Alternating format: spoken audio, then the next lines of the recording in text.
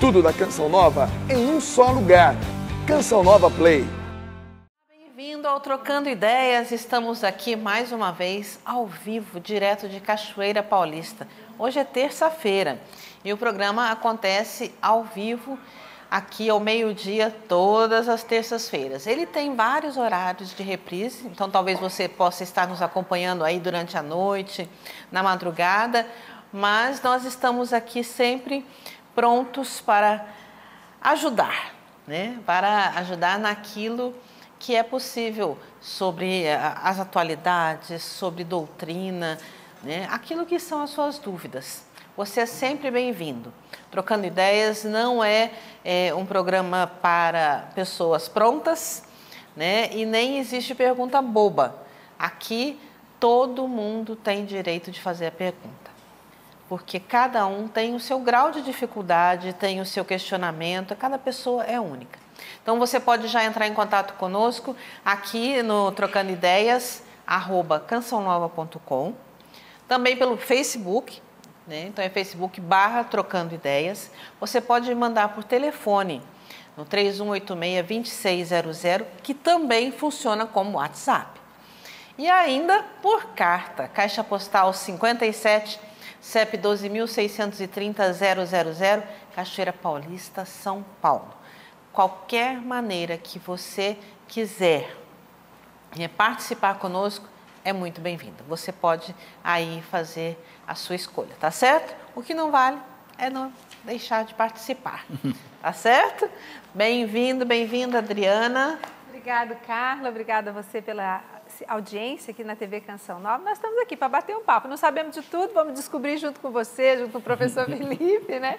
E nessa conversa gostosa, a gente troca ideias. É isso mesmo, troca aprendendo junto, né? Experiências de vida, como viver cristamente, né? Eu penso assim que viver a vida conforme o Evangelho nos pede é um desafio, mas não é impossível, não é difícil. É um desafio a ser vivido diante de cada coisa que acontece na nossa vida. Cada acontecimento nos pede uma postura. Então, a experiência de um ajuda o outro a viver. O importante é que a gente partilhe a nossa vida em Cristo Jesus. Com certeza. Bem-vindo, professor bonito, hoje de rosa. Olha lá, gente, professor Felipe, todo bonito, assim, destacado hoje. Bem-vindo. A gente ganha presente, tem que usar, né, Carla? Exatamente. Então tá aí, é uma alegria participar de mais um Trocando Ideias com você, com a Adriana. E vamos lá, vamos enfrentar aí as coisas que virão pela frente. Hoje, na alegria, né, professor? Acabamos de receber aqui a notícia da canonização da irmã Dulce. Que beleza, né? Uma santa autenticamente santa brasileira, né? Que ali, e tantos devotos que já tem ali, né? Tanto bem fez ali na Bahia. Então, hoje o Vaticano reconheceu o segundo milagre e provavelmente ela já vai ser proclamada santa, né? Então, tá aí, né? Santa Dulce, que rogai por nós. Eu acho que Deus está ouvindo aquele pedido do Papa João Paulo II, né? Quando canonizou a Madre Paulina, né? O Brasil precisa de santos, muitos santos. Estão chegando os santos aí. Estão chegando aí, graças a Deus. Zé de Anchieta, Madre Paulina, né? Agora Frei Galvão. Frei Galvão, graças a Deus. A Inhaxica. A Inhaxica que está em processo, Padre Léo que está aí nessa... Né, gente, então, graças a Deus. Nós precisamos fazer as orações para alcançar as graças destes que já são veneráveis ou que já estão como beatos, para que a gente possa, de fato, quem sabe nós seremos agraciados com o milagre da que vai dar a causa da canonização, vai dar com certeza plena causa da canonização. Então nós precisamos buscar estas orações, que é a intercessão desta pessoa que já é um venerável, como o Padre Léo, né, já está em processo, já pode começar a rezar as orações pedindo a intercessão dele, também a Inhaxica e tantos outros que nós conhecemos que tem o processo aí, Padre Vitor, né, também lá da Diocese de Campanha. Quantos nós podemos pedir a intercessão para alcançar esses milagres, para que eles também alcancem a glória dos altares, né, reconhecida pela Igreja. E uma outra notícia boa dessa semana é que o Papa reconheceu que a importância de se fazer peregrinações a Medjugorje, né? Então, Medjugorje também nesse processo de reconhecimento de suas mensagens, né? Se ele aprovou as peregrinações, já está começando a caminhar a coisa, né? Ele falou que não está ainda reconhecido, né, 100% a autenticidade das aparições, mas autorizou a peregrinação. Autorizou a peregrinação. E já tem uma comissão lá que está analisando, né, e tem dado pareceres favoráveis, né? Não concluiu ainda, mas é bom. Mas são quase 40 anos, né? Sim, e tem muitas experiências fortes de pessoas que estiveram lá, experiências de Deus mesmo, muita artistas. Experiência. Então, a gente vê vários testemunhos de conversão de vida. Eu penso que essas conversões é que vão mostrando, né, vão dando sinais à igreja da autenticidade, né? Essas transformações de vida. Eu posso dizer que eu estive em Medjugorje e a atmosfera lá, ela é sobrenatural, né? Eu tive também. É algo... A gente percebe que há uma espiritualidade e muitas conversões, sim, né? Sim. Muita gente se confessando, muita gente rezando. E local, né? O que eu acho bonito em Medjugorje é a conversão do povo ali mesmo, né? Vamos dizer assim, os nativos, né? Os próprios ali. Então, é muito bonito mesmo. Mas...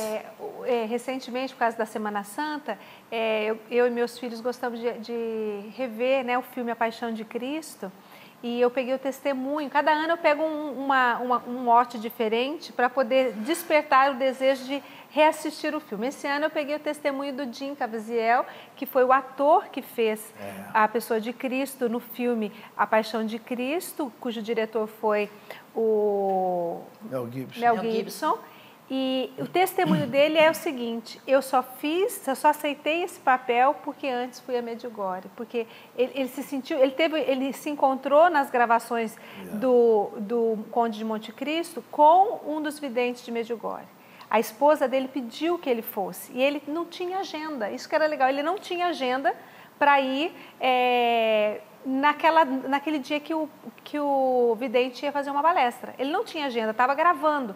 Só que com quem ele ia gravar ficou doente, aí ele foi liberado da gravação naquele domingo, ele foi. No domingo seguinte tinha uma segunda colocação, ele também teve as gravações desmarcadas e foi.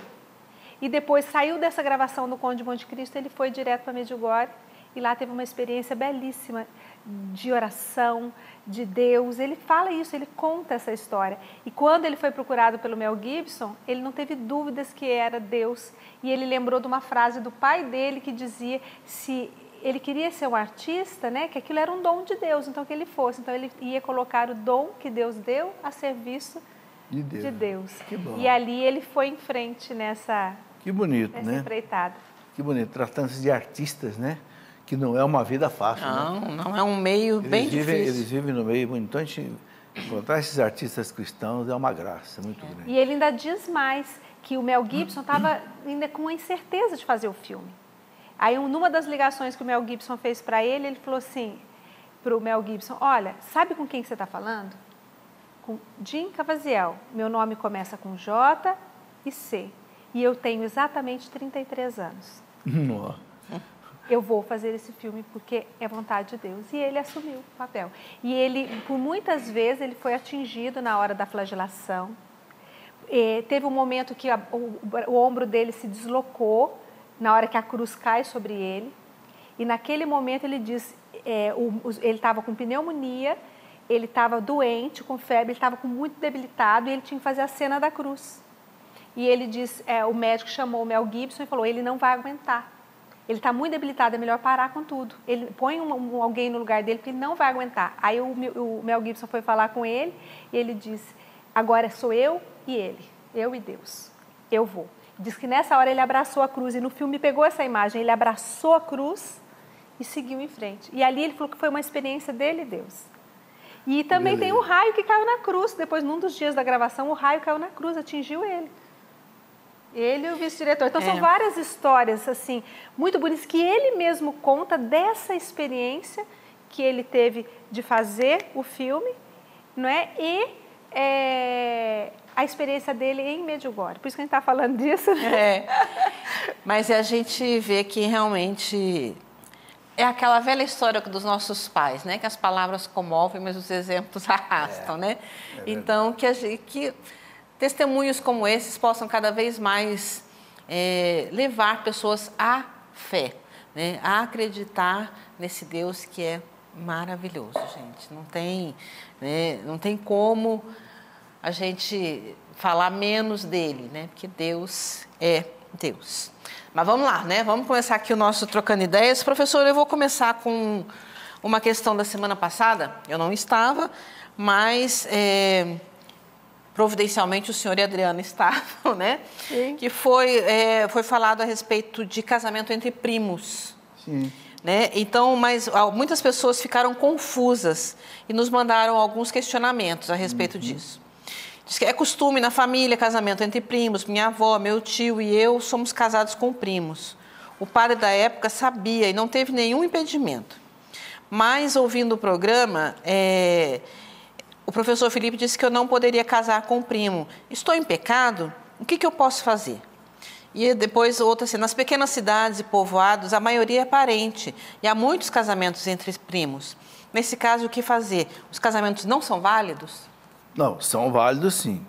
A partir do momento que o padre aceitou celebrar o casamento é válido. Ok? Não há dúvidas sobre isso.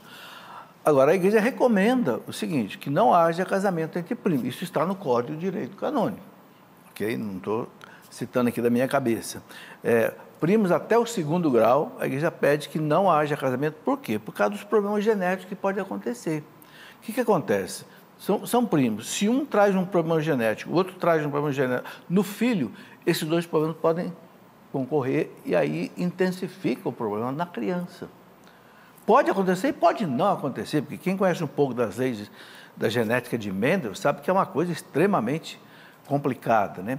Mas pode, então, haver esse cruzamento de 2 fatores negativos no filho. É por isso, né? Agora, o bispo pode autorizar. Então, o Código de Direito Canônico também coloca o seguinte, o bispo, mediante um parecer de um médico, olha, eles são primos, mas não há incompatibilidade genética, não sei o que, o bispo pode autorizar. Em princípio, não pode, mas há uma exceção que o bispo pode autorizar. Agora, claro, quem já se casou com primo, então, claro que o casamento foi válido. E não estão em pecado por causa disso. Não está em pecado. Tendo havido consentimento pleno entre eles, o casamento é válido. Então, está aí, esclarecido. Obrigada, professor. Adriana, a Erilene, ela diz assim, estou noiva e planejamos casar em novembro. Mas há algum tempo, meu noivo disse que quer casar apenas no civil, porque não é crismado e o curso demora muito. Meu sonho é casar também no religioso. O que podemos fazer? Posso casar somente no civil e comungar e continuar comungando e confessando? Então, a primeira coisa é que não pode, né? Porque você vai viver maritalmente com essa pessoa e o casamento civil, ele não é um casamento religioso. Você está buscando esse enlace matrimonial, essa sua bênção de Deus para esta união. E diante da igreja é preciso estar casado na igreja, certo? Então, essa é a primeira coisa. E não é só um sonho, é uma bênção. Não é só entrar na igreja. Acho que a gente tem que estar bem claro isso, que o casamento na igreja, para muitos, se tornou um ato social. Né? E não é um ato social. Muito mais do que isso, é ali pedir a Deus a união de vocês. O tornar-se uma só carne, né? Sob a bênção de Deus. É algo muito maior do que você pode imaginar. Então, o que há de menos é essa questão social, desse ato social. Então, eu digo a você, não só sonhe, mas queira casar-se na igreja. Converse com o pároco, né? Existem, às vezes, preparações mais rápidas em algumas paróquias para que ele possa crismar e casar-se em novembro. Agora, né? não é obrigado a ser crismado para casar. Para casar, basta ser batizado. Pode ser crismada depois do casamento, não tem problema. Sim. Até a primeira Eucaristia. Até a primeira Eucaristia. Até a primeira Eucaristia. Eu fui num casamento em que a pessoa recebeu a primeira Eucaristia no casamento. Ele fez todo o processo de catequese. Para casar, a igreja só exige, no mínimo, o batismo. É claro que é bom a pessoa ter feito a primeira comunhão, ter sido crismada. É bom, é lógico. Né? E a crisma é um sacramento obrigatório, não é facultativo, mas pode ser recebido depois do casamento, sem problema. Mas então, converse com o seu noivo, converse com o pároco, veja uma melhor saída para isso. Agora, eu estou vendo uma tendência, sabe, padre, de muitos casais... Padre? Professor Felipe, já estou tornando o professor Felipe padre. Eu vejo o padre que ficou viúvo. Não, agora já pode ser padre, né, professor? Eu já estou acostumado a me chamar de padre. Professor, eu tenho visto uma tendência ultimamente de casais que já estão namorando há algum tempo, aí querem fazer uma grande festa de casamento, mas resolvem casar-se no civil um ano e meio antes e juntos prepararem a grande festa do casamento. Eu queria que o senhor falasse sobre isso, porque não pode. Está virando moda e está se esquecendo da graça de Deus e caindo-se em pecado, não é? Claro. Não, veja bem, o casal, para viver vida sexual, vamos falar bem claro, tem que receber o sacramento do matrimônio. Senão ele fica no estado de pecado. Sim, se tiver vida sexual sem ter o sacramento do matrimônio, é como um concubinato. Entendeu? Duas pessoas que se unem, porque diante de Deus, o casamento civil não tem aspecto religioso. Não é Cristo que uniu, ele se une na igreja. Entende? Então, é isso aí mesmo que você colocou. A gente tem que orientar os nossos jovens, né? Os casais que estão nesse caminhada de namoro. Às vezes a sociedade, a moda passa, né? Às vezes quer fazer uma grande festa de casamento, vai colocar a sua salvação, né? Vai colocar esse caminho de salvação que você está fazendo, esse caminho de santidade em risco. É tão lindo. Nós não podemos perder a dimensão do céu. Nós estamos perdendo a dimensão do céu, queremos fazer festa aqui na terra. Não é ruim fazer a festa do casamento, não estou dizendo isso, mas estou dizendo que não vamos sair da graça de Deus por causa de preparar. E lembrar que a maior festa é a celebração das núpcias. Então, nós vamos celebrar ali o casamento religioso. Então, é sempre bom também, como o professor também falou, vamos ser claros. Para viver uma vida sexual, você precisa estar com o sacramento do matrimônio. A mesma coisa, a gente quer dizer, se você quer continuar, se você é cristão e quer se casar na igreja porque você é cristão, então tem que seguir tudo isso. Agora, casar na igreja só para fazer festa, né? Ou para aparecer, vai ficar aquela coisa linda do sonho, né, de vestir de branco, mas também saiu da igreja aí. Tá nem lembrando que casou na igreja, nem o que falou lá dentro, também não, né? Então, a gente tem que lembrar que hoje em dia acaba sendo moda mesmo casar na igreja.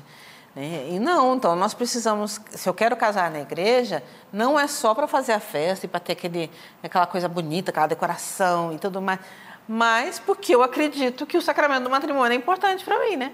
Porque senão fica um negócio meio esquisito, né? O sacramento é graça, né? Não é fácil viver casado. Não é mesmo? Nós somos casados. Tem momento de dores, doença de filho, falta de dinheiro, problema de marido e mulher, que também acontece, que nós somos diferentes.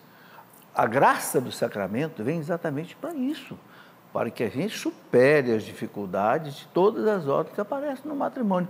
Agora, vai jogar pela janela a graça de Deus, depois fica reclamando, depois fica chorando que as coisas não dão certo, né? Mas então vamos lá. Não perder a dimensão da nossa salvação, da salvação da nossa Não, alma. a maior festa é essa. Eu vejo assim que hoje em dia a gente está esquecendo que a nossa vida aqui não é esta vida. A verdadeira vida é aquela que virá depois diante de Deus. E se nós não vivemos em santidade, nós não vamos estar diante do Senhor. Exato. Né? E nós estamos perdendo essa dimensão da fé, essa dimensão da salvação. Isso me preocupa muito hoje. Né? Nós estamos nos distanciando do céu, ficando mais terrenos, mas o nosso coração, o nosso olhar tem que estar sempre voltado para Deus. O Padre Léo sempre dizia, a última pregação dele aqui dizia, buscai as coisas do alto.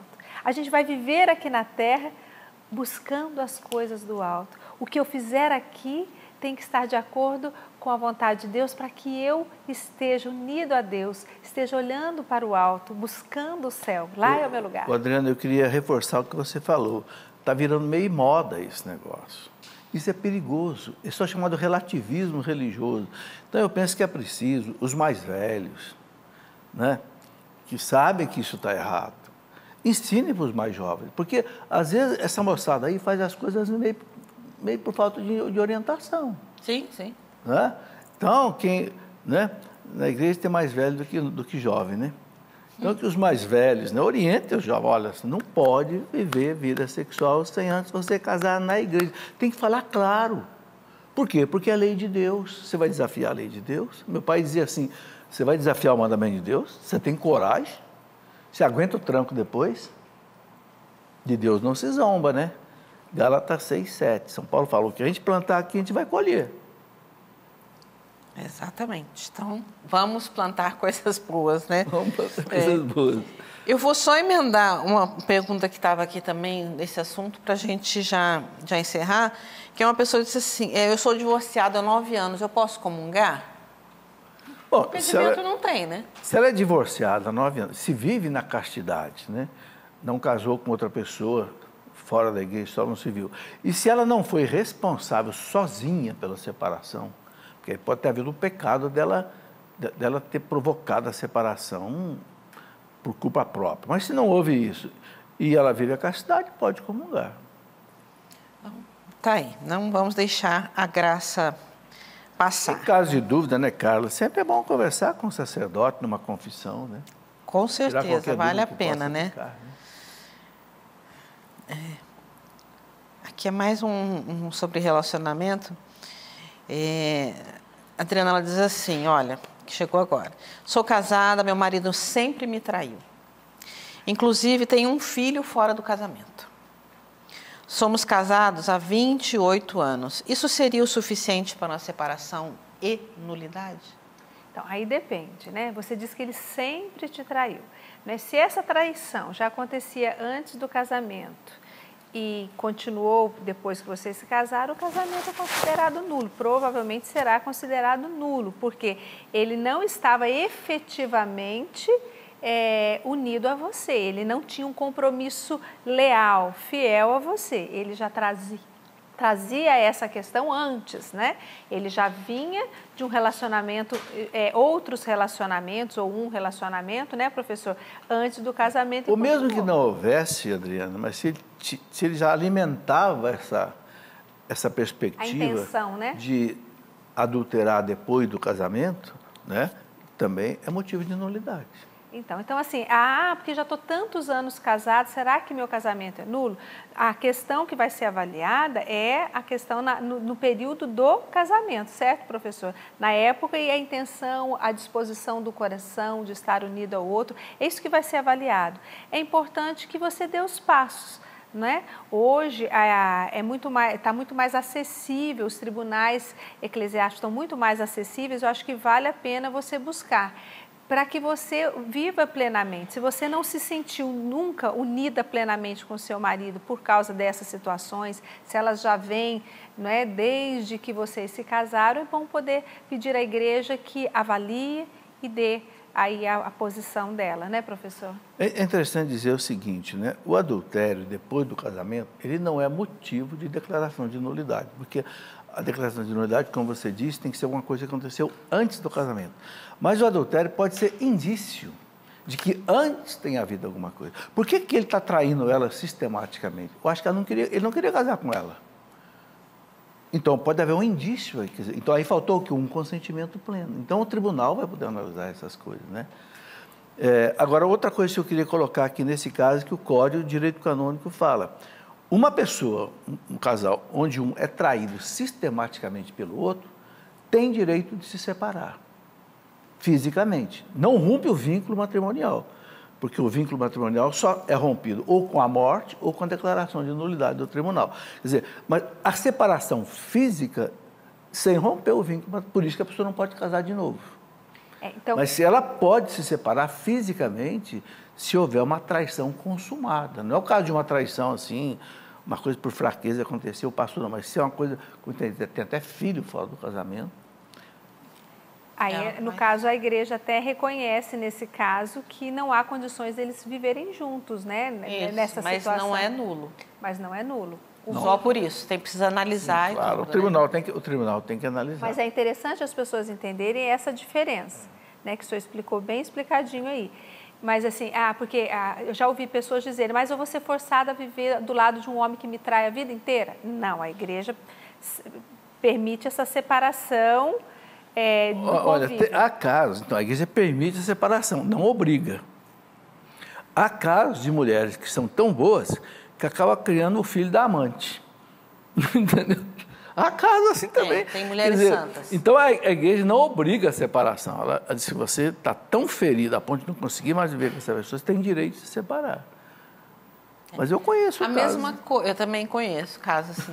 A mesma coisa em caso de violência, né? Hoje a gente está falando muito da violência doméstica. A igreja também não obriga você a ficar ali apanhando a vida inteira, né? Muito tempo, correndo risco. A igreja também, nesse caso... E não só a violência física, pode ser uma violência psicológica também. Sim. Porque o que o código fala assim, se um estiver destruindo o outro no relacionamento, é melhor que se separe fisicamente. Né? Não tem, é a lógica, né? A igreja é mãe, né? Eu quero falar para vocês agora a respeito desse livro do Padre Wagner Bahia, Libertos das Forças Ocultas. A gente tem falado muito em moda, né? E aqui no programa, e a gente vê também que está em alta, vamos dizer assim, está em moda, né?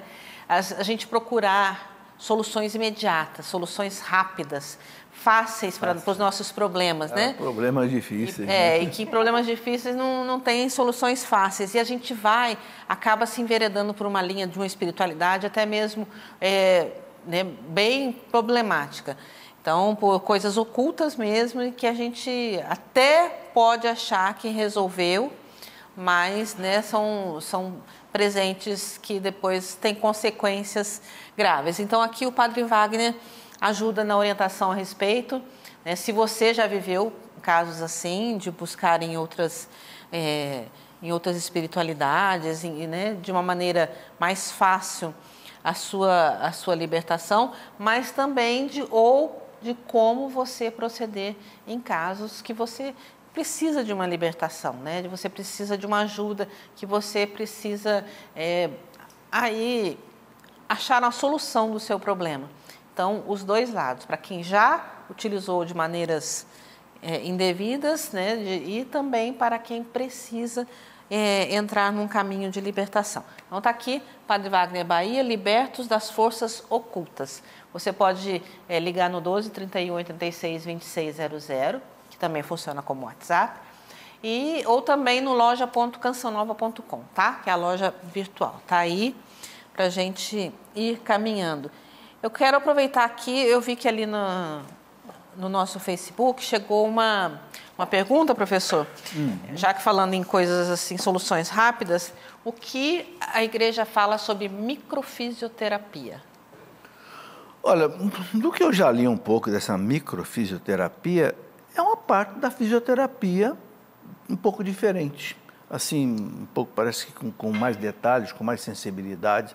Me parece que não tem nada a ver com religião. Agora, não sou especialista nisso, não sei dizer. Me parece, eu acho que... Se for a ciência, né? Eu penso que os fisioterapeutas é que podem responder isso melhor, né? Porque essa questão micro hoje está ficando muito na moda, né? Como a questão nano, né? Tudo pequeno, né? São técnicas novas que vão surgindo na ciência que podem ser aplicadas a práticas medicinais, mas aí não sei dizer com segurança. Então é sempre aquela história, né? Se for da ciência, assim como a homeopatia, se é a prática da ciência, tudo bem. Quando parte para a questão mais da espiritualidade, a gente tem que ter... Eu não sei se existe hoje, talvez vocês saibam me dizer, Adriano, se existe um Conselho Federal de Fisioterapia? Deve. Eu sei que é o de medicina. Tem. Então esse conselho pode dizer se essa microfisioterapia é válida ou não. Existe. Eles, assim como existe o de enfermagem, tem o de fisioterapeuta. Se eu não me engano, Confito. Então vale a pena entrar na internet aí, Conselho Federal de Fisioterapia, e verificar se essa microfisioterapia se é regulamentada, aprovada pelo Conselho Federal. Porque os Conselhos Federais são para isso, né, de medicina, para aprovar determinadas práticas profissionais. Sim. Adriana, lá do Ceará. Sou leiga e estou aprendendo a conduzir a celebração da palavra aos domingos. Provavelmente na cidade dela não tem padre, né? Sobre as orações presentes na liturgia, quais eu posso fazer? Bom, quando a gente começa a fazer esse trabalho lindo que é manter viva, né, as celebrações, né, os sacerdotes precisam da nossa ajuda de leigo. Já fiz muitas celebrações em várias localidades, principalmente nos interiores. O que a gente faz a gente não pode fazer a missa, nós não somos padre, né? Então, a Eucaristia está lá consagrada, nós vamos preparar o povo, porque a liturgia da Santa Missa é composta de 2 ritos, o rito da palavra e o rito eucarístico.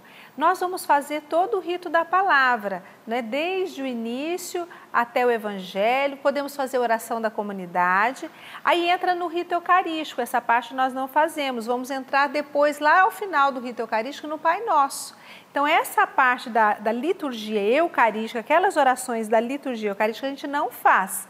E faz depois do Pai Nosso em diante, que é o encerramento. E é bonito porque em algumas localidades o que a gente faz?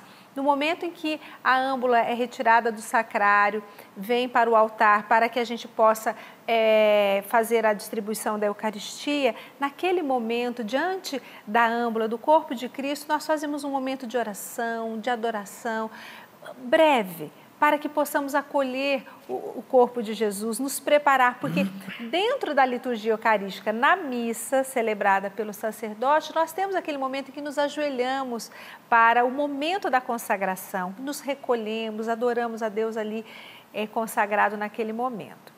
Mas já que não tem essa parte, nós podemos fazer um breve momento de silêncio, de introspecção, para acolher.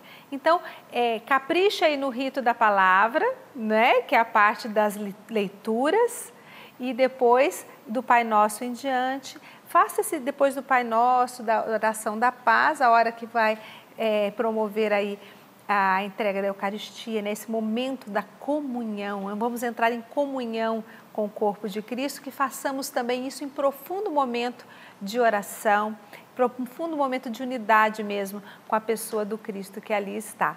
A gente costuma fazer assim. Existem alguns livrinhos editados pela Paulinas, assim, essas editoras, que tem lá a celebração. A celebração Acho que tem até algumas dioceses, tem os folhetos também, né? Os folhetos, com as indicações. Veja aí, né, se você tiver próximo a você, a sua mão, esses também ajudam bastante. Os ministros da Eucaristia que visitam os doentes também fazem, né, quando vai à casa de um doente levar Jesus Eucarístico, também fazem toda a parte do rito da palavra e depois a parte do Pai Nosso em diante, né, que é o rito da comunhão. Tá certo? É isso que a gente costuma fazer. Eu aproveito para sugerir também o seguinte, que uma coisa que eu acho que é muito falha hoje, em muitas igrejas, não se faz a ação de graças direito. A Eucaristia, ela dá fruto em nós, o Cristo em nós, se a gente para diante dele, né, ele vem para mim. Santa Teresinha do Menino diz assim: Jesus, o Senhor veio para mim, agora o Senhor é meu. O Senhor é meu, o Senhor quis vir para mim. Mas o que acontece muitas vezes? As pessoas recebem a Eucaristia e já vão embora da igreja rapidamente. Meu Deus, é o momento da graça, né? É o momento que Cristo está ali para... Mas então a pessoa vai embora. Eu fico comparando assim, como se você recebesse uma visita na sua casa, aí você deixa a visita na sala, serve um cafezinho e vai embora. Deixa a visita lá sozinho. E aí, nós temos tantas coisas para pedir para Jesus, né? Você pode pedir pelas almas do purgatório, dos seus parentes, você pode pedir pelo Papa, pela igreja, pelos bispos, pelo nosso Brasil, você pode pedir pelos seus problemas familiares, seus filhos, sabe, tem tanta coisa que a gente precisa pedir, mas não, parece que, minha mãe dizia assim, parece que tem formiga no corpo, não para. A presença de Cristo está ali viva dentro de nós por pelo menos 10 minutos. Nós, pelo menos 10 minutos. Nós precisamos, naqueles minutos finais, permanecer ali na igreja, em oração. Sabe o que eu faço? Eu sou a primeira a ir para a fila da comunhão. Sou a primeira a ir para a fila da comunhão e já venho, já me ajoelho e ali eu fico em oração o máximo que eu posso, porque durante a semana as missas são menores, né?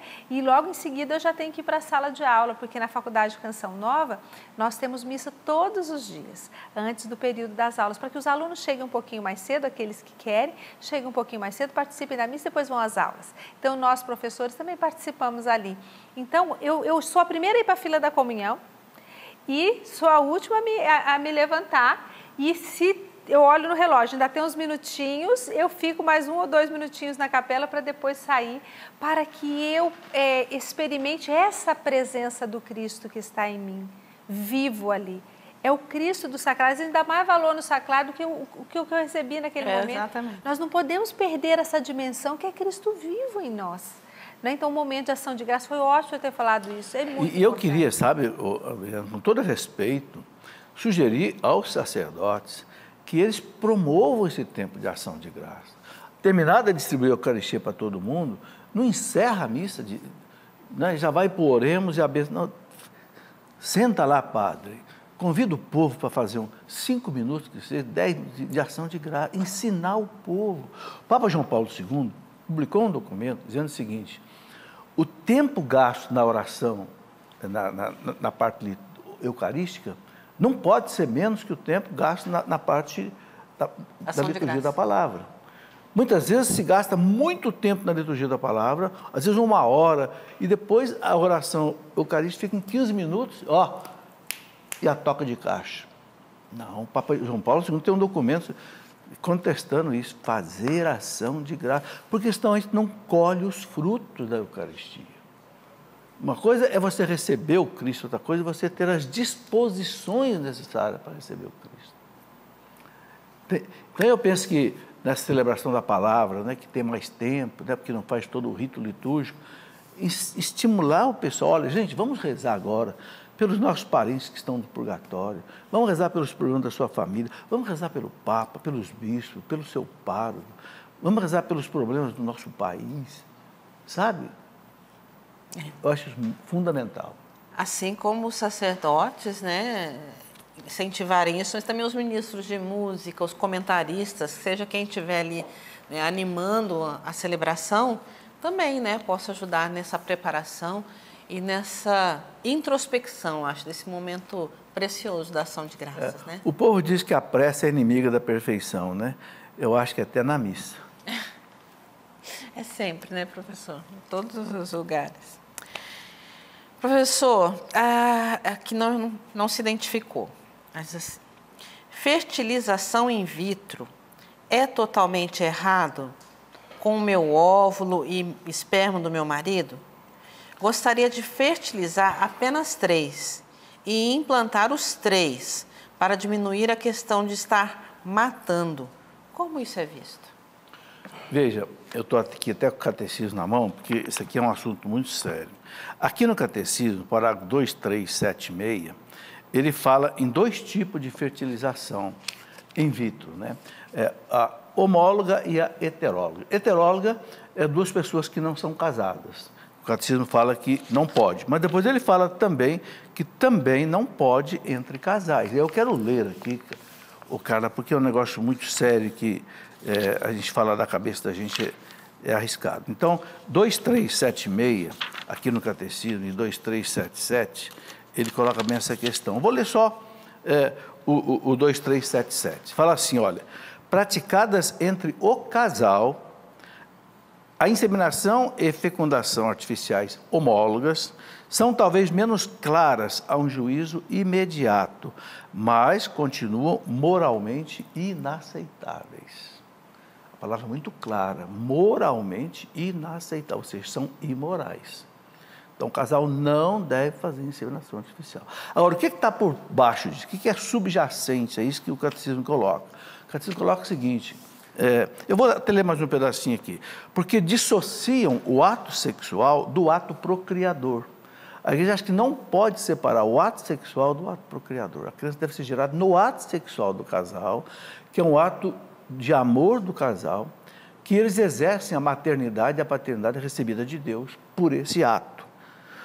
Aí ele coloca aqui, o ato fundante da existência dos filhos já não seria um ato pelo qual 2 pessoas se doam uma à outra, mas um ato que remete à vida e à identidade do embrião para o poder dos médicos e biólogos e instaura um domínio da técnica sobre a origem e a destinação da pessoa humana. Esse é o lado, assim, doutrinário, teológico, antropológico, filosófico da questão. Você passar a geração da vida para a mão do médico, do biólogo, do bioquímico, você está tirando da mão do casal, que é o que Deus colocou. É a fundamentação. Então, aqui tem mais coisas, sugeriria que as pessoas lessem o 2376, 2377 do Catecismo. Aí fica a seguinte questão, né, cara? Mas e o casal que não consegue, né? Aí a igreja recomenda o seguinte, o Catecismo usa essa expressão, una essa dor, a dor do Cristo na cruz. O cristão tem momento na vida dele que ele tem que carregar a cruz. E aí a igreja sugere o quê? Duas alternativas. Ou a adoção, é o filho do coração. Esse dia eu vi uma pessoa com uma camiseta bonita, né? Nós estamos grávidos no coração. Estava aguardando a adoção. O filho do coração não é menos que o filho da carne, né? E também, se não quer adotar, então pode dedicar a vida a fazer o bem às crianças, a outras, não sei, outras pessoas necessitadas, né? De uma maneira, como dizia o Michel Coar, naquele livro que o Padre Jonas gostava muito, né? O Construir o Homem e o Mundo, Michel Coar dizia, casado ou solteiro, com filho ou sem filho, só o egoísta que desperdiça a vida. Né? O Padre Jonas gostava muito desse livro, Construir o Homem e o Mundo, do Michel Coar. Tá aí, não desperdicemos a vida, né? Adriana, ela pediu para não ser identificada, olha aqui, aquilo que o professor falou lá. É pecado aceitar o filho que meu marido teve com uma amante dentro da minha casa? É uma bênção, porque você está amando acima do amor humano, você está amando com o amor de Deus, de acolhimento. É uma decisão, assim, fundamentada no Evangelho. A criança não tem culpa do pecado do pai, né? Não tem culpa de como ela foi gerada, onde ela foi gerada. E ela nem deve carregar esse peso. E quando você a acolhe, você está dando a ela o amor de Jesus. Você está dando a ela o amor da igreja. Né? Você está dando mais do que o seu amor. Né? Esse amor que é sublime, está acima daquilo que é a nossa resposta humana para a vida. Né? Nós podemos dar uma resposta humana e podemos dar uma resposta do céu. Ah, mas diante dos homens eu estou sendo boba, estou sendo isso. Olha, esses são os olhos dos homens. Mas aos olhos da fé, você está abraçando, né? Você está acolhendo com a graça de Deus essa pessoa. Olha, isso tem um valor de céu, né, professor Felipe? É algo maravilhoso. É uma decisão difícil para a sociedade hoje, para o mundo de hoje, que descarta os problemas, mas é uma decisão muito cristã. Né? Eu tenho certeza que Jesus... Pecado de jeito nenhum. De jeito nenhum. Acho que seria um ato de amor, né? Um ato de amor. É claro que isso não é fácil, né? Não é. Veja esse caso relacionado com o outro que já houve aqui. Né? No caso de um adultério consumado, a igreja deixa claro, a pessoa ferida, ofendida, ela tem até o direito da separação física. Agora, se não houve a separação física, eu acho que aí então é melhor, não, como você falou, acolher no amor essa criança que não tem culpa nenhuma. Não quer dizer que você está aprovando o que o marido fez de errado, né? É o amor à criança apenas. Chegou uma mensagem aqui, ela é longa, mas eu vou ler porque eu acho que ela abre para a gente discutir um assunto que, lógico, para variar, é sobre relacionamento, mas para a gente também alertar muita gente sobre, eu acho que a gente precisa trabalhar mais, o senhor falou dos antigos, os antigos precisam ajudar, antigos que eu digo até nós, que temos mais tempo de casados, as pessoas que estão se preparando para casar, né? Porque é isso, casamento não é fácil. Então, a Gilceia, ela diz assim, fui viúva por 8 anos, agora em 2018 resolvi me casar novamente, na igreja, tudo certinho. Meu esposo também era viúvo, já vai fazer 1 ano de casados. Eu tenho um filho já casado e meu esposo tem 4 filhos, 3 casados e um com 15 anos. Mas estamos brigando muito. Meu esposo tem que pagar aluguel, a escola e do pouco que ganha praticamente fica tudo com os filhos dele. Não concordo com isso. Praticamente sou eu que me responsabilizo pelos gastos daqui de casa. A casa que moramos, o carro já é meu filho trabalha muito e mantém a família dele. Não tiro dinheiro de dentro de casa para ajudar ele nem nada. Agora, meu esposo praticamente dá tudo para a família dele. Nossa vida está um problema, só porque vou falar e acabamos brigando muito. Ele fica jogando na minha cara que eu tenho a situação financeira melhor que ele. E diz também que é porque eu sou mais nova, 13 anos. Ele diz que estou arrumando desculpa, mas não é isso. Já estou cansada com essa situação. Estou pensando em me separar, mesmo que aí ele fique livre para viver em paz com a família dele. Ele é caminhoneiro, viaja dia e noite para não ter gosto de fazer nada. Não acho isso certo. Me ajuda com uma palavra. Sou católico, sei que separação, e assim ela vai. Né? Falando. Então, eu penso, né, que esse é assim, ela quer uma orientação, mas também eu acho que é geral, é aquilo que nós falamos assim, a importância da gente ver tudo antes de casar, né? Opa. Casamento não é só beijinho, beijinho, né?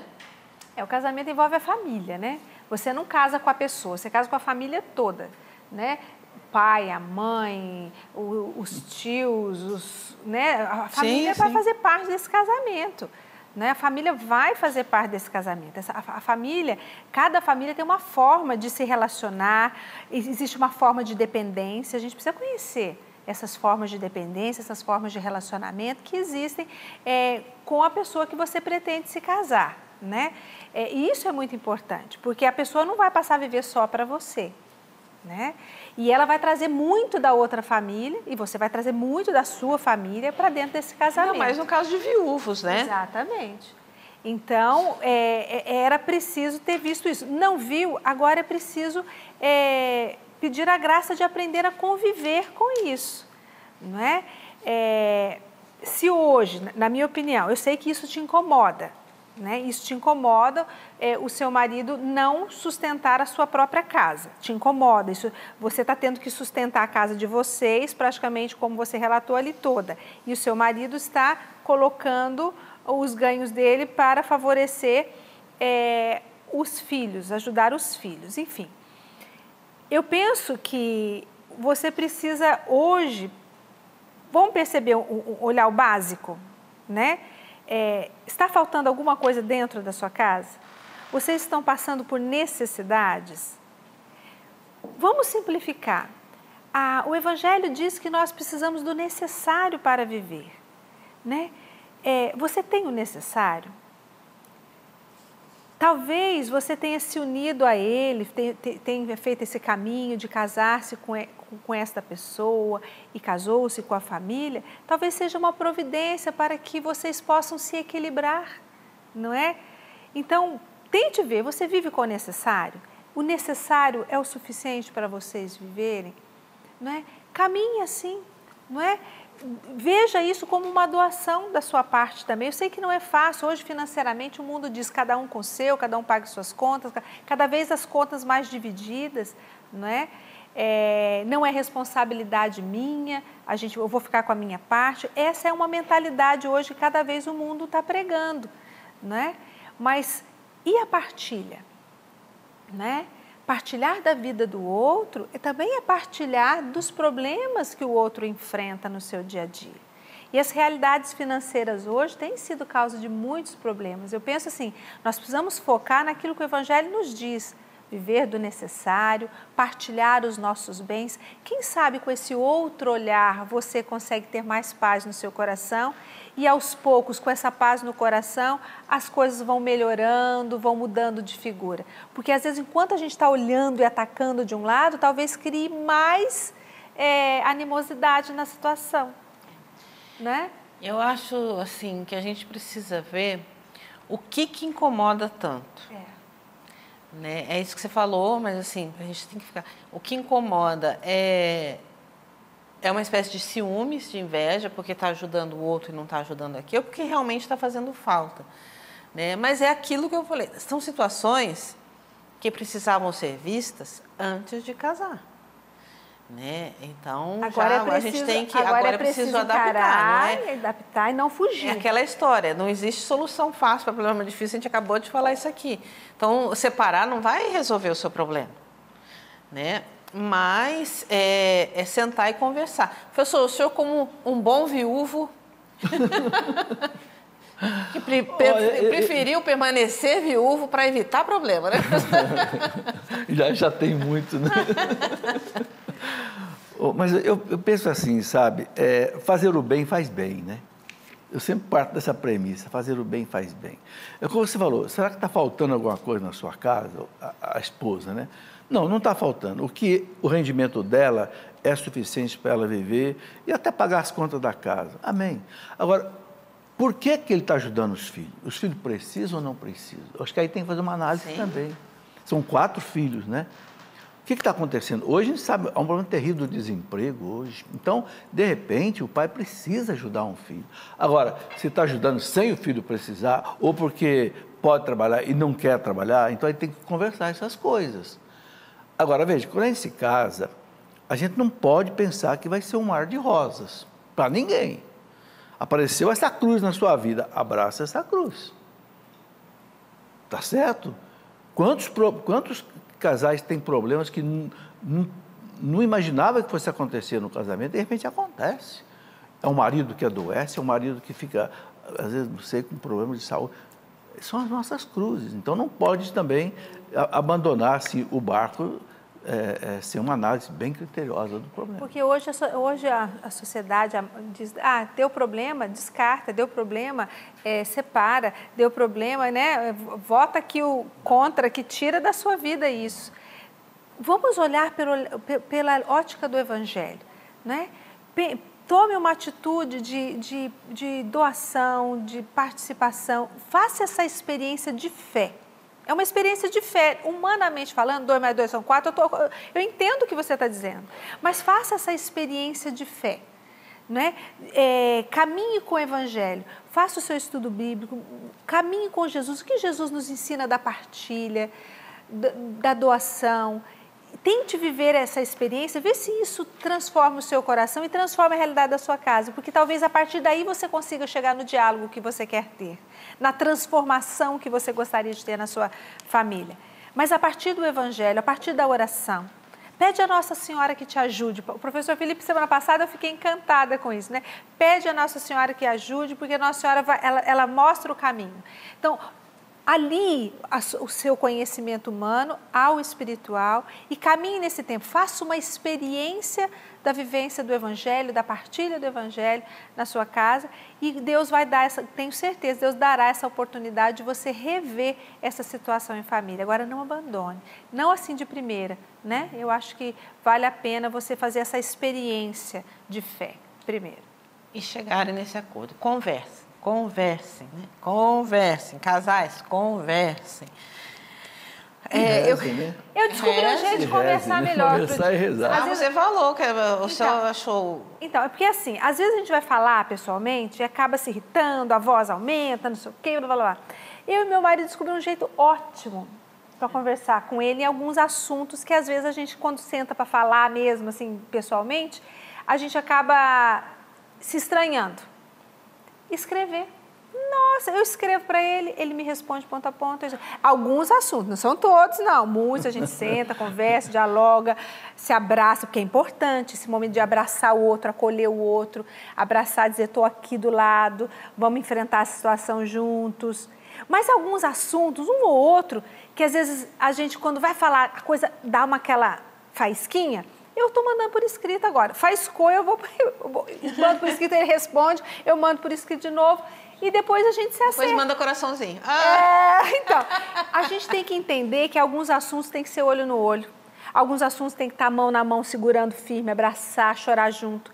Outros a gente pode usar outras formas de dialogar.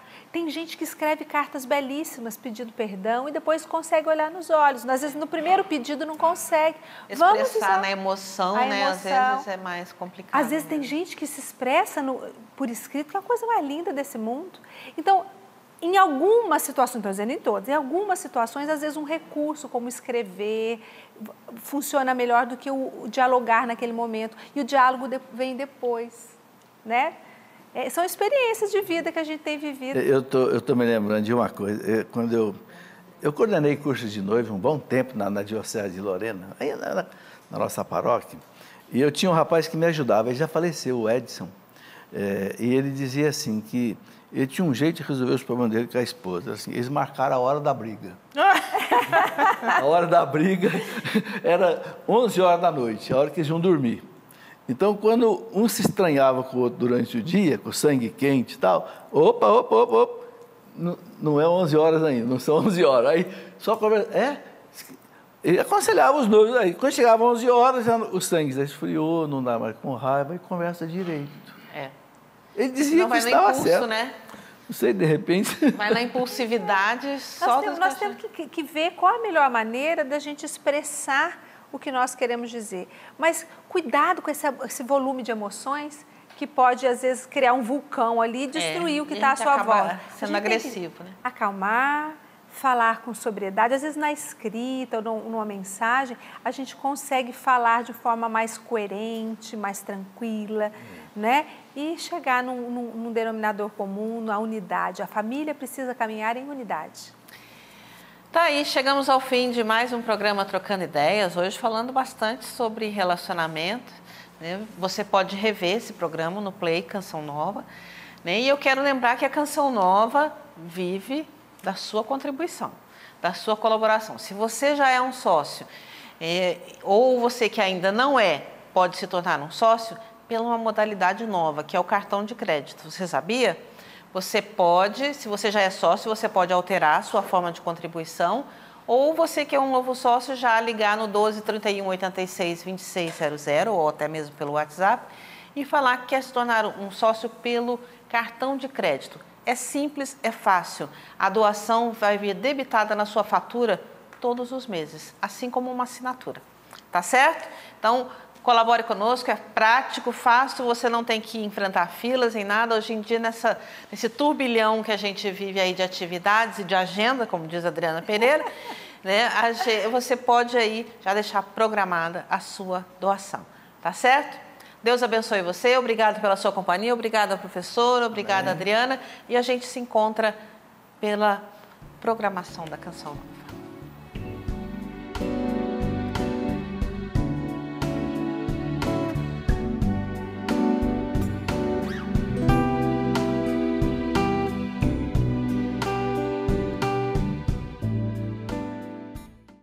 Tudo da Canção Nova em um só lugar. Canção Nova Play.